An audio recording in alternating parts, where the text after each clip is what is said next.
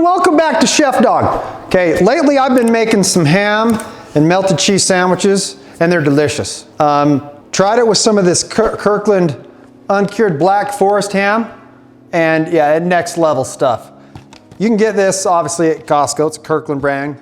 It's going for $5.29 a pound. This thing here costs 10 bucks. Here, come here and look. You can see the quality of meat, what we're talking about. Look at those cuts. You can see that brown around the edges, that dark, foresty. But anyways, good quality ham, delicious. I'm gonna make some. I'm using my Tillamook cheese.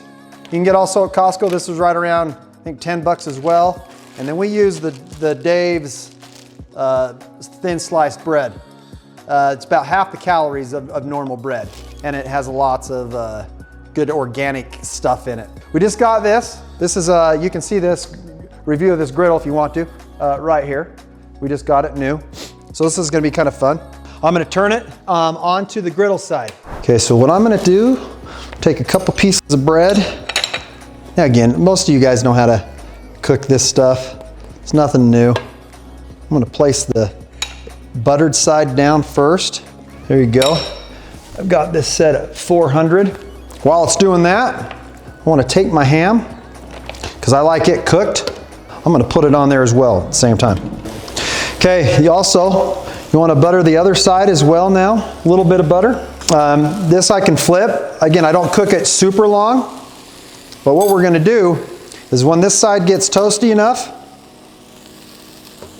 we're probably another minute or so out on that, I'm gonna flip it, put my cheese and ham and all that on it, and then I'm gonna shut the top, which then this side will be on the outside cooking, and then we'll be done.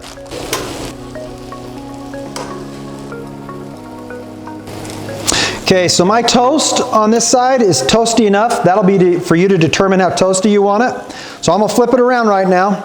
I'm gonna put my cheese on both sides. Then I'm gonna take the ham now, because it's been on there again for a couple minutes. Take that, put over the top of it, because now this outside needs to be cooked, and that's all I have left. And there you go. So again, I'm gonna let it sit on there for probably, I don't know, 2 or so minutes. I'll check it again, and then it's ready to eat. It's been a couple minutes now. I'll bring that in. Look at that. Nice crusty bread on top. Make sure to butter it for sure. But there you go, folks. This is kind of fun now. I like how it cooks both sides at the same time. Don't have to sit and manage it too much, but there you go. We love these around here. Nice and warm. You'll love it. Your kids will love it. Delicious. Then highly recommend that. That is the best ham for sure, in my opinion. Love their ham. Okay, well, thanks for watching Chef Dawg. Again, subscribe, like, all those other fun things if you could, if you enjoy what we do here. But hey, thanks for watching Chef Dawg. Have a good one. Bye.